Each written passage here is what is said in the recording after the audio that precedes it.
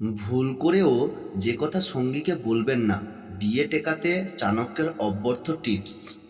চাণক্য দাম্পত্য জীবনে সাফল্য ও সুখ অর্জনের জন্য কিছু বিষয় মাথায় রাখতে বলেছেন।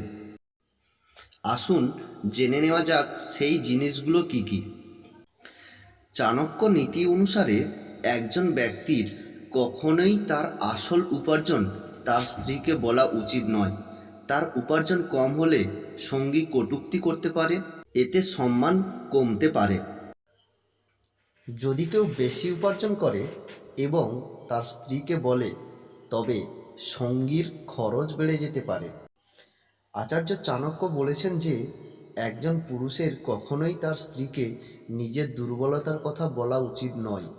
বৈবাহিক জীবনে এর খারাপ প্রভাব পড়ে। স্বামী এবং স্ত্রী উভয়েরই দান করা অর্থ সম্পর্কে একে অপরকে বলা উচিত নয়, এতে দানের পুণ্য নষ্ট হয়।